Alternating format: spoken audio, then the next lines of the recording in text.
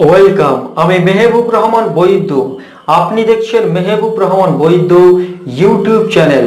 নরেন্দ্র মোদী সরকার 2014 সালে ক্ষমতায় আসার পর থেকে ভারত এবং গালফ স্টেটগুলির মধ্যে সম্পর্ককে সুদৃঢ় করার লক্ষ্যে নরেন্দ্র মোদী বিভিন্ন পদক্ষেপ গ্রহণ করেন। তিনি দীর্ঘ 6 বছরে অর্থাৎ 2014 থেকে 2019 পর্যন্ত তিনি আরবের বিভিন্ন স্টেটগুলোতে তিনি সফর করেন এবং তাদের সঙ্গে বাইল্যাটারাল এগ্রিমেন্ট সাইন করেন।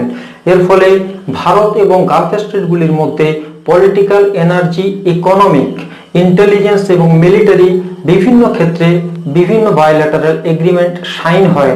সৌদি আরব এবং ইউনাইটেড আরব আমিরাতের পক্ষ থেকে $70 বিলিয়ন এবং $100 বিলিয়ন বিনিয়োগ ভারতবর্ষে আসে। এমনকি নরেন্দ্র মোদী সরকারকে সৌদি আরব, ইউনাইটেড আরব আমিরাত এবং ওমানের পক্ষ থেকে বিশেষ সম্মানে ভূষিত করা হয়। এরপরে আমরা বলতে পারি যে গালফ স্টেটগুলির সঙ্গে নরেন্দ্র মোদী সরকারের একটা সুমধুর সম্পর্ক গড়ে ওঠে দীর্ঘ 6 বছরে। এছাড়া ভারতবর্ষের বহু মানুষ গালফ স্টেটে কর্মরত, তারা সেখান থেকে যে রেমিটেন্স বা যে টাকা আয় করে থাকে তা থেকে সরকার যে ট্যাক্স কালেকশন করে থাকে তা অনেকটা বৃদ্ধি পেয়েছে এই দীর্ঘ 6 বছরে, কারণ বহু মানুষ বর্তমানে গালফ স্টেটে কর্মরত। এছাড়া আমরা তেল যে আমদানি করি বা গ্যাস যে আমদানি করি তার 50% কিন্তু গালফ স্টেটগুলি থেকেই আসে। গালফ স্টেটের সঙ্গে তাই সম্পর্ককে সুদৃঢ় করার লক্ষ্যে নরেন্দ্র মোদীর পদক্ষেপকে অবশ্যই বাহবা দেওয়ার যোগ্য। যদিও ভারতের সঙ্গে আরবের এই সম্পর্ক নতুন নয়, প্রায় দীর্ঘ 5 বছরের সম্পর্ক অতীতে রয়েছে, অর্থাৎ তার ইতিহাস রয়েছে। কিন্তু মনমোহন সরকারের সময়ে সরকারের পক্ষ থেকে গালফ স্টেটগুলির সঙ্গে সম্পর্ক সুদৃঢ় করার লক্ষ্যে যে পদক্ষেপ গ্রহণ করা হয়েছিল তাতে বুস্ট করেন নরেন্দ্র মোদী সরকার। কিন্তু এই দীর্ঘ 5 বছরে গড়ে তোলা যে সম্পর্ক, যে পিরামিড তৈরি হয়েছে, সেই সম্পর্ক কি বর্তমানে অবনতির পথে? কারণ কি কিছু নরেন্দ্র মোদী এবং আরএসএস এর কিছু অন্ধ ভক্তের টুইট অ্যাক্টিভিটি এবং বিভিন্ন স্টেটমেন্টের কারণে তা কিন্তু অনেকটা হলেও সেই সম্পর্কে খরা দেখা দিয়েছে। যেমন একটি উদাহরণ, 2015 সালের একটি টুইট যেটি বর্তমান মেম্বার অফ পার্লামেন্ট তেজস্বী সুরিয়া, তিনি তৎকালীন সময় টুইট করেছিলেন 95% Arab women have never had orgasm in the last few hundred years. Every mother has produced kids on act of sex, not love. অর্থাৎ অর্গাজম শব্দের অর্থ কি তা আপনি গুগলে গিয়ে সার্চ করে নিতে পারেন। এছাড়া এই টুইটের মাধ্যমে তিনি বোঝাতে চেয়েছেন যে আরব মহিলাদের 95% অর্গাজম 100 বছর অর্থাৎ কয়েকশো বছর ধরে ছিল না।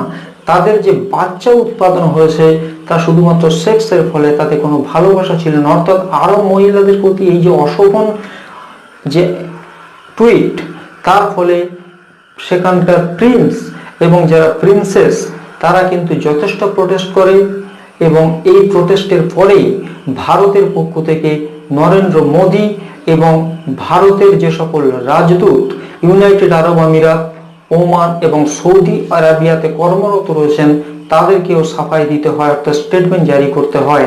এমনকি আমাদের যে সংখ্যালঘু মন্ত্রী মুখতার আব্বাস নকভিও, তিনিও আসরে নামতে হয় এবং তার পক্ষ থেকেও স্টেটমেন্ট আসে, অর্থাৎ এইগুলোকে এক্সপোজ করা হয়। তারপরেও কিন্তু থেমে থাকেনি এই অবনতির পালা।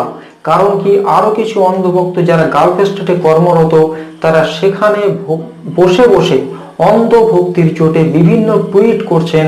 সেই টুইটে যে অবস্থার ব্যাখ্যা দিচ্ছেন বা টুইটের মাধ্যমে যে প্রবণতা পেশ করতে যাচ্ছেন বিশ্বের কাছে তা কিন্তু অতি ভয়ঙ্কর। তারা বিশেষ করে এই দিল্লিতে গত ফেব্রুয়ারিতে যে দাঙ্গা এবং নিজামুদ্দিন মার্কাজকে কেন্দ্র করে মুসলমানদের বিরুদ্ধে চলা বিভিন্ন স্পর্শকাতর যে পদক্ষেপ সরকার এবং মিডিয়ার তরফ থেকে গ্রহণ করা হয়েছে তা সম্পর্কে যে টুইট সেখানে অন্ধভক্তরা করছেন, তারপরে কিন্তু গালফ স্টেটের বিভিন্ন প্রিন্স ও প্রিন্সেস কিন্তু ভারত সরকারের বিরুদ্ধে পদক্ষেপের কথা বলেন। অর্থাৎ ভারত সরকারকে তারা আহ্বান করেন যে এই সকল অন্ধভক্তদের বিরুদ্ধে গভর্নমেন্ট যেন স্টেপ নেয়। কিন্তু তা সত্ত্বেও নরেন্দ্র মোদী এবং তার চামচা মন্ত্রীগণ শুধুমাত্র আশ্বস্ত করেই চুপ থাকেন। এমন কোন স্টেপ কিন্তু এখনো পর্যন্ত গ্রহণ করা হয়নি। এমনকি আমাদের বিদেশ মন্ত্রী এস জয়শঙ্করন তিনিও গালফ স্টেটের বিভিন্ন দেশের বিদেশ মন্ত্রীদের সঙ্গে কিন্তু আশ্বস্ত করে বলেছেন যে ভারতে চলা মুসলমানদের বিরুদ্ধে তেমন কিছু ঘটেনি, এটা মিডিয়ারই তৈরি করা সৃষ্টি করা কেওয়াস। অতএব তাদেরকে আশ্বস্ত করেন, কিন্তু আসল ঘটনা তারা লুকানোর চেষ্টা করলেও সেখানকার প্রিন্স এবং প্রিন্সেসদের কাছে কিন্তু আসল বা হাকিকত নিউজ কিন্তু তা পৌঁছে যাচ্ছে।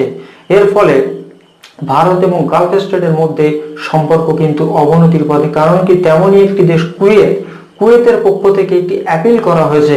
বিশদ জানার পূর্বে আপনি যদি আমার চ্যানেলে নতুন হন অবশ্যই চ্যানেলটিকে সাবস্ক্রাইব করুন, পাশে বেল আইকন প্রেস করবেন, লাইক কমেন্ট শেয়ার করতে ভুলবেন না। কুয়েত হলো গালফ কোঅপারেশন কাউন্সিলের কি অন্তর্ভুক্ত একটি দেশ। কুয়েতের পক্ষ থেকে একটি অ্যাপিল করা হয়েছে ওআইসি কে, যেটি অর্গানাইজেশন অফ ইন্টারন্যাশনাল কোঅপারেশন, যেটি মুসলিম দেশগুলির একটি সংগঠন। এবং কুয়েতের জেনারেল সেক্রেটারি যিনি হচ্ছে কুয়েত কাউন্সিল অফ মিনিস্টার্স, তিনি ওআইসি কে সম্বোধন করে একটি স্টেটমেন্ট জারি করেছেন। উক্ত স্টেটমেন্টে তিনি বলেন, উক্ত স্টেটমেন্টে তিনি ঘোষণা করেন যে ভারতে মুসলমানদের বিরুদ্ধে চলা সরকারি এবং বেসরকারি মিডিয়ার দ্বারা যে পরিস্থিতি সৃষ্টি হয়েছে তাকে স্পর্শকাতর বর্ণনা করে ওআইসি কে ইমিডিয়েট ভারতের বিরুদ্ধে পদক্ষেপ নেওয়ার কথা উল্লেখ করেন। এছাড়া কুয়েতের ওয়াকফ এবং Islamic affairs minister Abdullah Al শুরাকাও tweet করে একই মত পোষণ করেন। তিনি ওআইসি কে ভারতের বিরুদ্ধে পদক্ষেপ ইমিডিয়েট গ্রহণ করার কথা বলেন। অর্থাৎ ওআইসির পক্ষ থেকে কি বৈঠক অনুষ্ঠিত হয় ভবিষ্যতে তা আমরা দেখব। এখন কুয়েত এই অ্যাপিল করেছে। এছাড়া অন্যান্য দেশের শাহী পরিবারের যে প্রিন্স ও প্রিন্সেস তারাও কিন্তু ইতিমধ্যে বিভিন্ন ধরনের স্টেটমেন্ট করেই যাচ্ছে টুইটের মাধ্যমে। তাতে কিন্তু ভারত এবং গালফ স্টেটের যে সম্পর্ক তৈরি হয়েছিল দীর্ঘ 6 বছরে তা অবনতির পথে এই অন্ধ ভক্তদের কারণে। অতএব আরএসএস এর এবং বিজেপির যে চাটুকার মিডিয়া এবং এই অন্ধ ভক্তদের যদি বিরুদ্ধে সরকার কোনো স্টেপ না নেয় তাহলে ভবিষ্যতে ভারত এবং গালফ স্টেটগুলির মধ্যে সম্পর্ক কিন্তু অবনতি অবশ্যম্ভাবী। অতএব পরবর্তী সংবাদ অবশ্যই আপনাদেরকে জানানো হবে। এখন এ পর্যন্ত ভালো থাকবেন। আর যদি আমার ভিডিওটি ভালো লাগে অবশ্যই আমার ভিডিওটিকে সাবস্ক্রাইব করবেন, লাইক কমেন্ট এবং শেয়ার